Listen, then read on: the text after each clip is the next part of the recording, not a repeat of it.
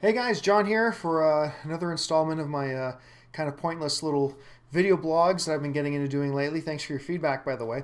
Um, I've got a whole bunch of things I actually want. I'm actually kind of digging these video blogs because there's a whole bunch of things I can just kind of spout off about that I don't get a chance really to do and just post. But I've been wanting to talk about this for a while. I wanted to say to everybody out there, screw you, I love the Ewoks. Now, it's generally universally accepted, except by those who don't know what they're talking about, that the pinnacle of awesomeness in the movie universe is the original Star Wars trilogy. I think most of us are in agreement that it is a bucket that overflows with awesome. Like if you're carrying the bucket of the Star Wars original trilogy, awesomeness falls out of it because it's so abundant with awesomeness, and it falls onto the grass and the grass grows better because of the awesomeness of the original Star Wars trilogy. So of that there's no doubt and there's no denying. I think we're all in agreement on this.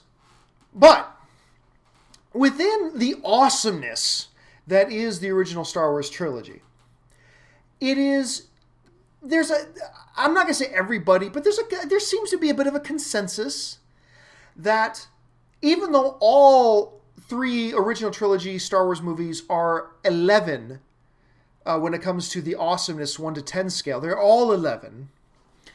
Some people, there seems to be a basic consensus that Return of the Jedi, the third film in the original trilogy, is the one that's closest to like 10.9 out of 10 in awesomeness. Whereas, Empire Strikes Back in the original, A New Hope is 11. Some would suggest that maybe Return of the Jedi is like 10.9. And now, just for the record, I disagree with that. I actually think that Return of the Jedi is the greatest of the three films, mostly because of the Jabba storyline and the greatest space battle in the history of motion pictures, and a lot of other things like that. But one of the things that when you really push people on it as to why they don't think Return of the Jedi is an 11 in awesomeness like Empire Strikes Back, A New Hope, they will often point to the Ewoks.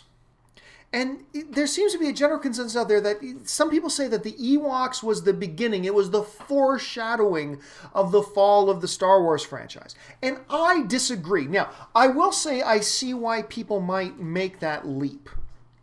Because out of anything in the original Star Wars trilogy, the things that most closely resemble like Jar Jar Binks is the Ewoks. I'll give it that. They're cute, which is, clearly what, George Lucas was trying to go for with the Gungans and Jar Jar and stuff like that. And so I can see why somebody might make that leap, but I still think it's a leap and I still think it's not true. And here's why. When Lucas was originally, a lot of people know this already, when Lucas was originally planning like this whole Endor thing, he was originally going to have them be Wookiees. But, he decided against that and all that kind of stuff. The basic idea, which I think was brilliant in Star Wars, everything in Star Wars is technology. Everything is technology.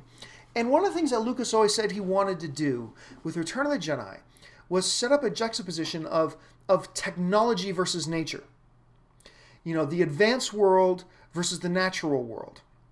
And the Wookiees simply couldn't fit that bill because, they are technologically advanced. They may live in trees, but they're still technologically advanced. They can fix starships, for heaven's sakes.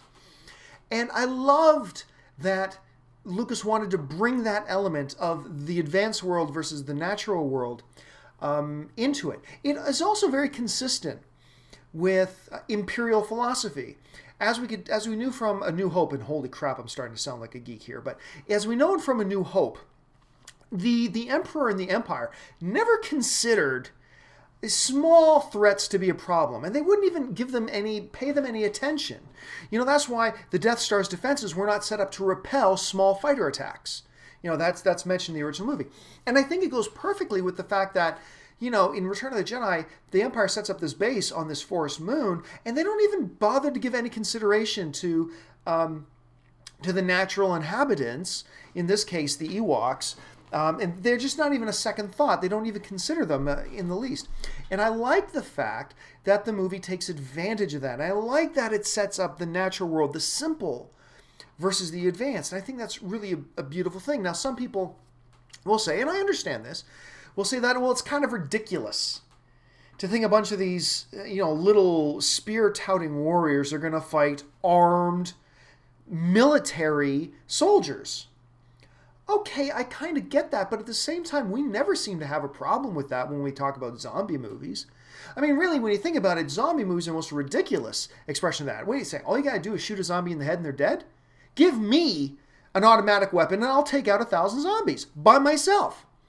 But we don't seem to have a problem with that when it's the simple, the base nature versus technology and advanced. Like when it comes to zombies, we have no problem with that. But for some reason, we want to have a problem with it when it comes to the Ewoks. And remember, the Ewoks weren't just doing it alone in a natural way. They were also fighting with the rebels and all that kind of stuff too.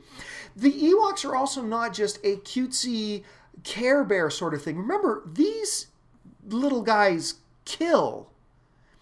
I mean, they were going to murder Luke Skywalker and Han Solo and feast on their flesh. They were going to kill them and feast on their flesh. I mean, at the end, in the big celebration, dun dun do do do do do. I'm talking about the original score, not the one they changed for the updated version of Return of the Jedi.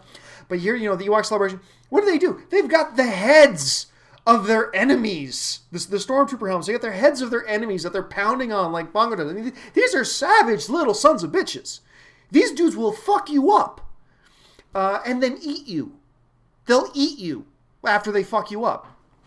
Anyway, so, and yes, there is certainly a cute element to it, but I personally thought it fit in really well with the whole Star Wars universe.